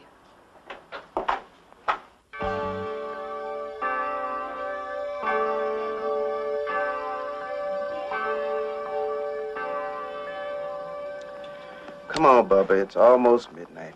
You read the damn file 18 times. Interesting case. Very interesting case. Hell, you ain't gonna make anything out of some old gal blowing herself away? You ever see such a cast of characters? Papers are all over it. Damn New York Times called me today. Can't make bricks without straw. Stamp it accidental death and let it go at that. Or suicide. Women don't shoot themselves in the face, Tanner. Don't you know that? Yeah, how come? It's true. You ask any coroner. If a gal's gonna check out, she'll aim at her boobs. She'd never mess up her face. Assumption is she wants to look her best when she's laid out. Tell you, I wouldn't want the voters to think we're whitewashing a murder just 'cause everybody involved eats high off the hog. Now, the dead wife of an almost United States congressman deserves special handling, don't you think? The Dallas Post-Dispatch will not tolerate it. Mama, Hi. did you hear the news? Grand jury handed down a murder warrant indictment on Sue Lynn's death.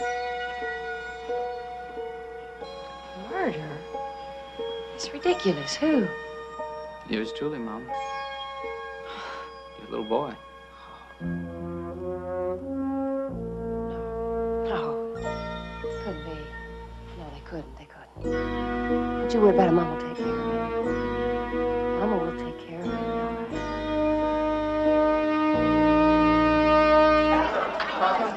Mr. Cotham, why have you come from New York to take this case? Because the distinguished Callie Bordeaux asked me. Hey, is it true that your fee is $1 million? There cannot be a price on an innocent man's life. What is your defense? The oldest one in the world, innocence. I represent an innocent man who was charged with an accidental death. Well, sir, how long do you think this trial will last? If the judge grants our first motion, about 5 minutes.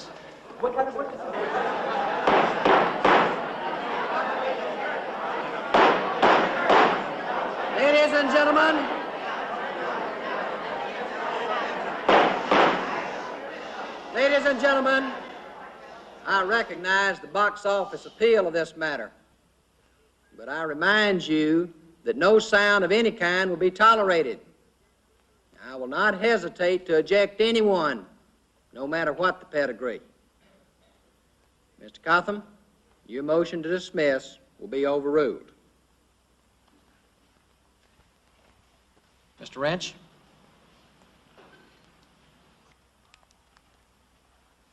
Your Honor,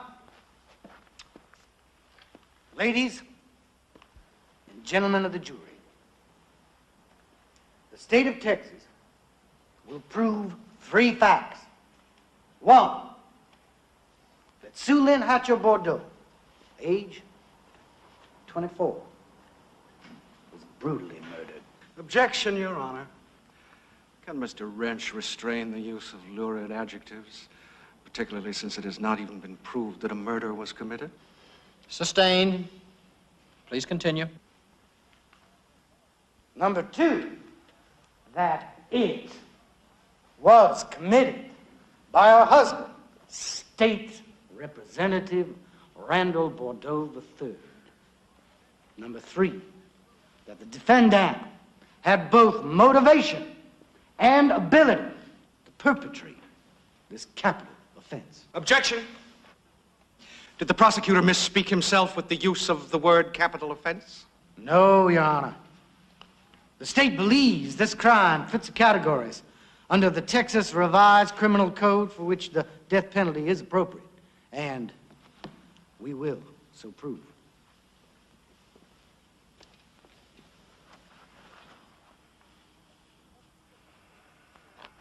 Officer Cook, you have described yourself as a forensic firearms examiner for the Dallas Police Department. Now I ask you, if you or me or a young woman inexperienced with shotguns was to drop this weapon, could it discharge and shoot you in the face? Not very likely. I tested it 30 to 40 times. Under the exact conditions, it did not malfunction. It did not discharge. Well, could some person out there in the field that day, say from about, 20 feet away, have shot Mrs. Bordeaux by mistake? No, sir. Not by the size of the hole in her forehead. Did you not make this sworn statement? Mr. Randy told Miss Sue Lynn that this was only the beginning. He'd have to keep paying that son of a bitch or else kill him. End quote. I recollect something like that. That's all, Your Honor.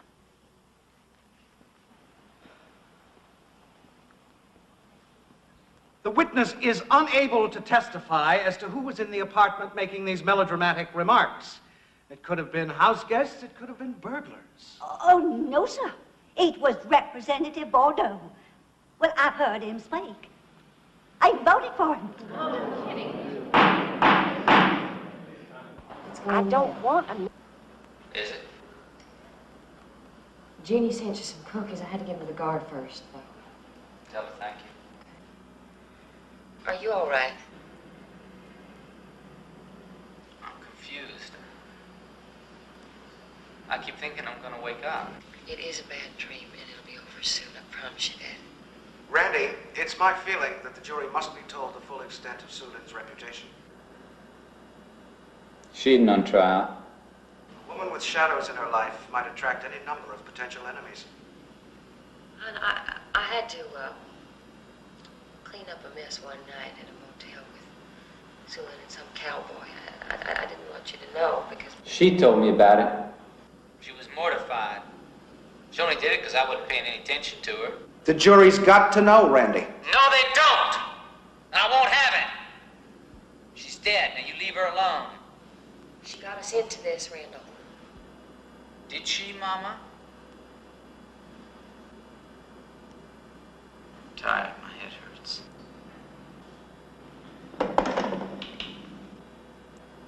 That's a given, Mama.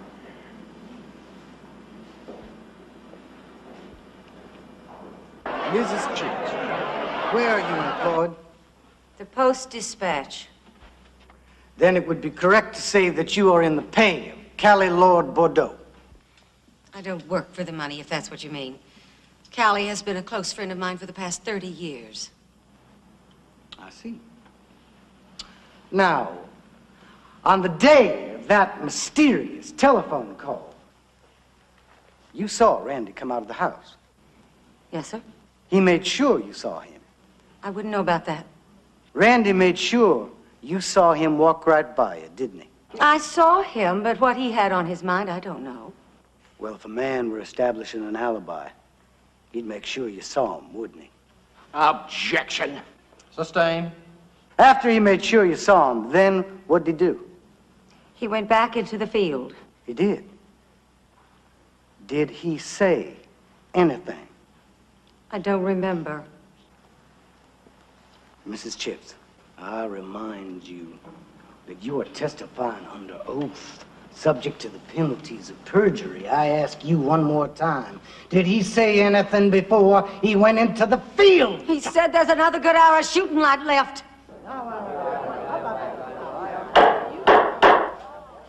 Well, if he was going to kill somebody, he wouldn't have said that now, would he?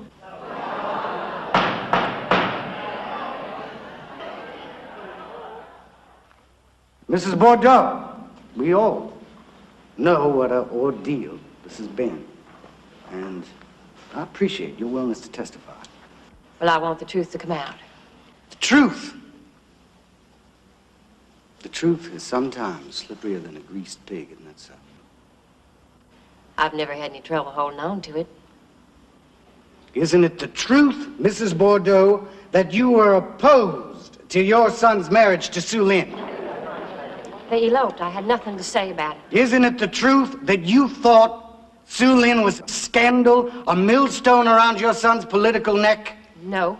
Isn't it the truth that you hated your daughter-in-law? Certainly not. Isn't it the truth that Randy Bordeaux killed his wife in order to please his mom? That is a lie. That is a lie. That's all, Mrs. Bordeaux. Your Honor, the defense calls Randall Bordeaux III. When did you first learn of this blackmail being perpetrated against your wife? Well, that's what we were arguing about the night of July 8th when all those people overheard us. And did you pay the $5,000? Yes. I borrowed it from my mother, but I didn't tell her the reason. Why didn't you report this extortion to the police? I don't know. I suppose out of love for my wife, not wanting to drag her into headlines. Now, Mr. Bordeaux, may I remind you that you are under oath, subject to the penalties of perjury. Did you kill Sue Lynn Bordeaux? No. Absolutely not. I loved her. As best I could. Thank you.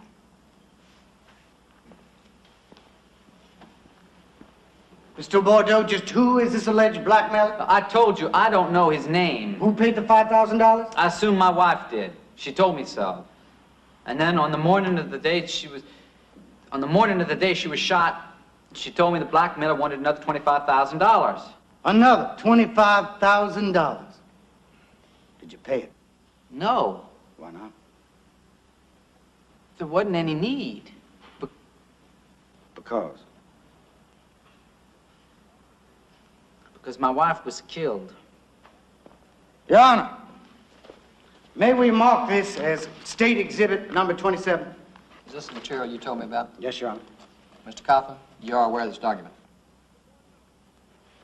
Mr. Bordeaux, I'll show you an insurance policy taken out on your wife, Mrs. Sloyan Hatcher Bordeaux, by the Wayfarer Insurance Company with a face value of $100,000. I'm aware of that. You took it out on your wife. Yeah, well, it was her idea. We were traveling by plane so much, you know, campaigning. And you are aware that it has a double indemnity clause, paying $200,000 to the beneficiary in the event of the insured's accidental death. No, I was not aware of that. Who's the beneficiary? I am. Well, then had your wife's death been ruled accidental, you would have pocketed a quick and easy 200 grand. Not a small sum for a politician in need of campaign funds. No, I don't need any $200,000. My family has... Go ahead, finish it. Your family has. Your family has. My family has money. Yes, they do. But $200,000 wouldn't hurt if a man, a politically ambitious rich man, needed a slush fund to pay off an alleged blackmailer, would it? Objection! The jury will disregard the last question. You know better than that, Mr. Wrench. I'm sorry, Your Honor. It slipped out. That's all, Mr. Bordeaux.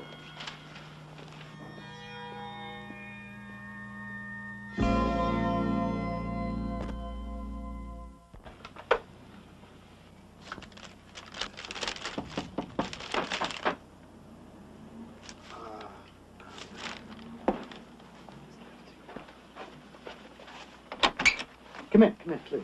Thank you for receiving me so late, Mr. Wrench. No, it's all right. Listen, I'm sorry the place is such a mess. I just haven't had time. Would you sit down right over here? I was trying to get a present for my daughter's birthday. Sit down, please. This is not an impulsive act. I wouldn't come and running over here in the middle of the night on a mission of madness. I see it. I want you to know who really killed my daughter-in-law. And who might that be? I did. Randy had nothing to do with it. Well, it doesn't surprise me that you would try anything to save your son. Don't be condescending, Wrench. This is difficult enough to confess. Well, think of it. You make a mighty fine living out of stories. Why don't you print it in the paper? What if I'm telling you the truth? What if you have the wrong person on trial? And what if you What if jackasses fly? Now, if I thought I was prosecuting the wrong person, I'd resign tomorrow and cut weeds. What can I do to make you believe me? Mr. Bordeaux, nobody's gonna believe you. If what you say is true, then why weren't your fingerprints on the rifle? I was wearing gloves that day. And why were Randy's everywhere? Because it's his rifle. Exactly. It's his rifle, it's his wife, and we know his motivation. And you have none. What? You are another mother trying to save her son. I can appreciate that. But it's late now, and I have been very patient. I have a great many Damn it, things... Wrench, listen to me. I am not without power. And someday you may need me. Well, I'll overlook that. Listen, you're talking bribe, and then we might have another case to try. Now, let's say goodnight. Enough lives have already been wasted. Deacon, when the defendant, Randy Bordeaux, telephoned you. Now, Randall Bordeaux decided to play God. He tried Sloyan in his own private court, where he was both accuser and prosecutor, judge and jury. And he found her guilty, and he sentenced her to death. And with a shotgun from a distance of less than 5 feet, he carried that sentence out.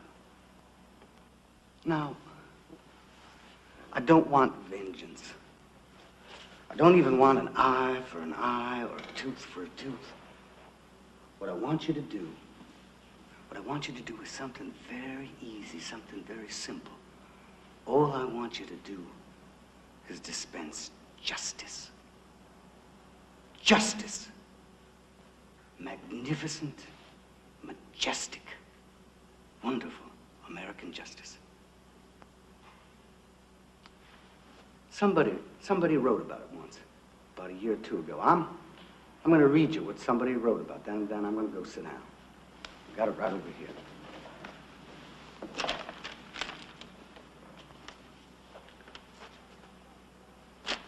We're shocked by the blood that spills in our cities.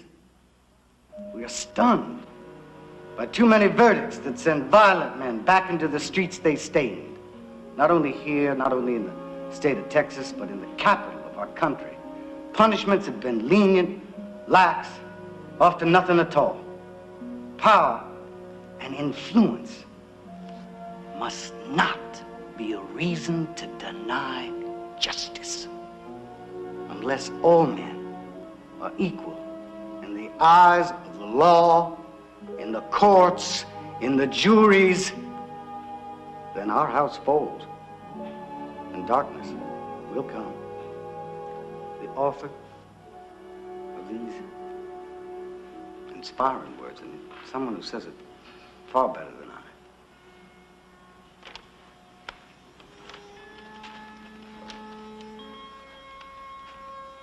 Thank you, ma'am. Thank you for making my case. Callie Lord, Bordeaux.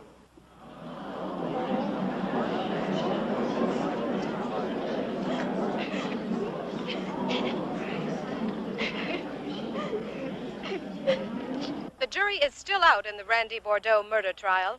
9 men and 3 women have been deliberating 64 hours. They may be hopelessly deadlocked. Turn it off. They have to free him. Honey, they will. There's some justice left in this cracked old world of ours. He shouldn't even be on trial. I know, Callie. I know. Jeannie, it's burning a hole in me, and I can't get it out. I tried to talk. I tried to talk to you. I know. And I'm here. You don't know. I don't know what, Callie.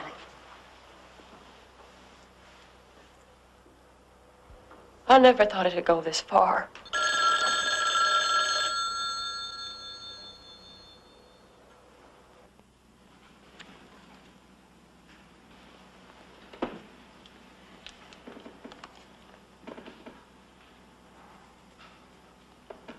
Mr. Bordeaux, would you please rise?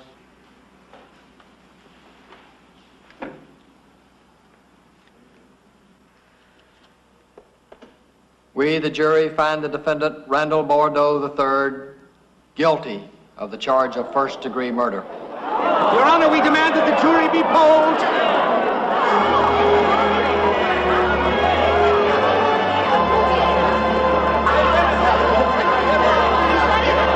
Mama!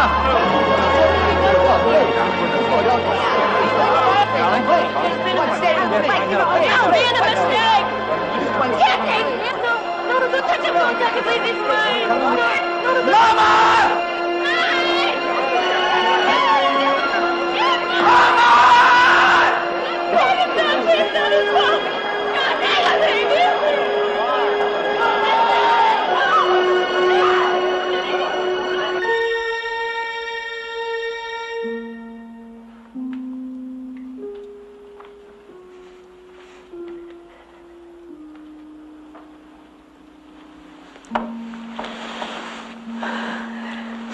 Time is it? Just a little bit after 2. I'll fix you some tea, okay?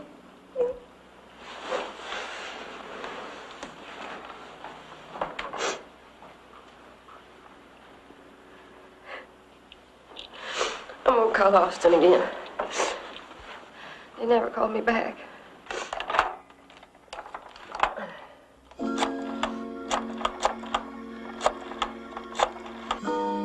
I'm sorry, Callie. I can't do it. I've searched my soul, My prayers are with you and Randy. Mrs. Bordeaux, the president has asked me to extend his respects to you, but there is nothing he can do. It's a matter for the state of Texas.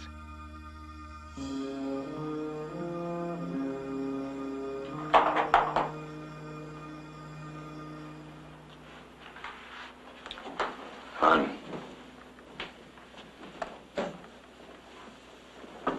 it's his decision.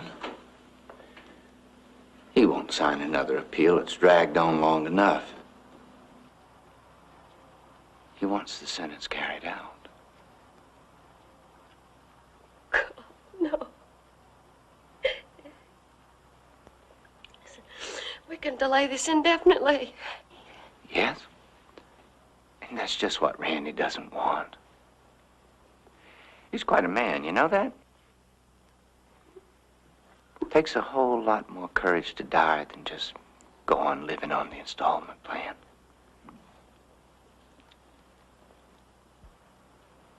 I'm going to him. Callie, What? he asked me to tell you, don't. What? He said, don't.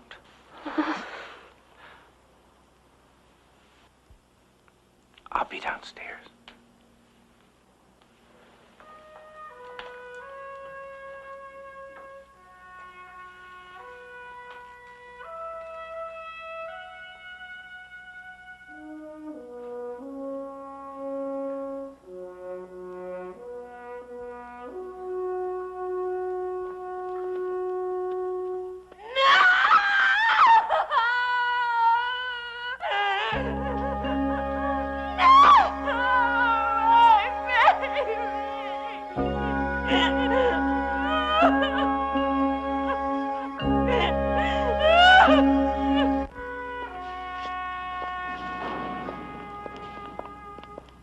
There have been 361 executions in Texas since 1924. Electric chairs are no longer used. 5 p.m. on the day before the execution, the prisoner is served the last meal of his choice. He then showers and dresses into clothes he'll be buried in.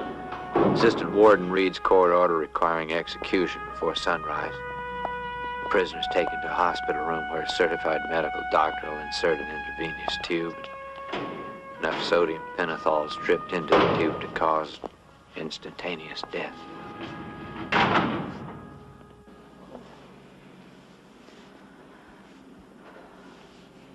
I wish you hadn't come.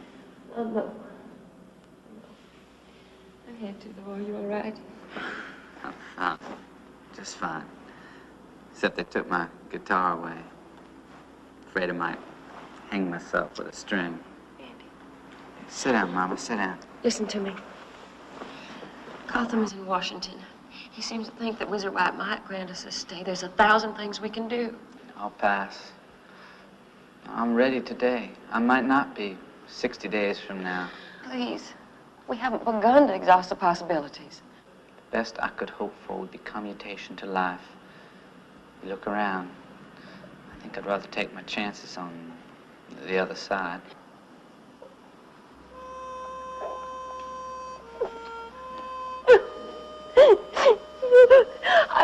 I've always tried to do what I thought was best for you. Mama, I know that. I know that. Now cheer up. The world knows I walked by. I had a good run. Irony is, there's a lot of people I'd like to kill. I'm getting popped off for someone I didn't. Someone I loved. I can't let this happen without telling you something. Hush. I know. I know. You know what? I do know, Mama. I guess I've always known. What? Oh, my God. No. Do you hate me? It's too late for that. It's Liberation Day for both of us. Forgive me. Please. Of course I do.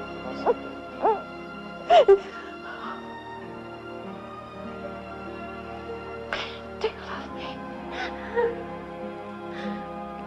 Please love me.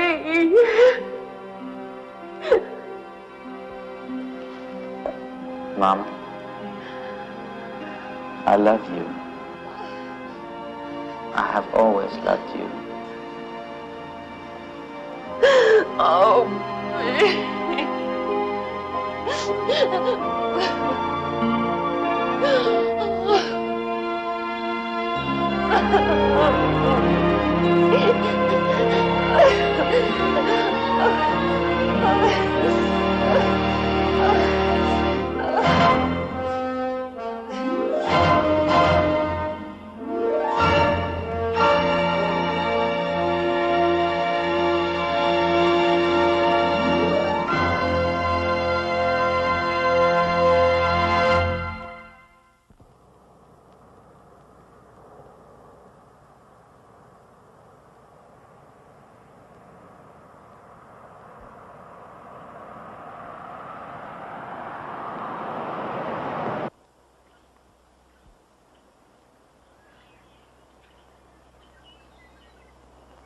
Sure y'all can handle him from here.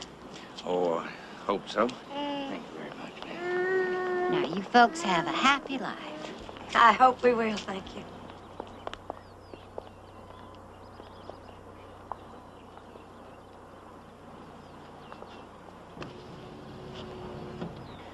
Yeah, he's all yours. Fine boy. 100% perfect.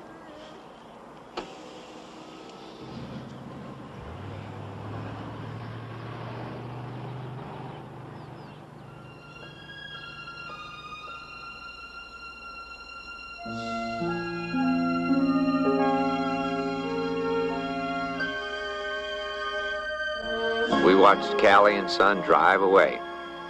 When the limo was just a little black ant speck, Jeannie whispered, "Maybe she'll do better this time." And I said, "We'll see, hon. We'll see."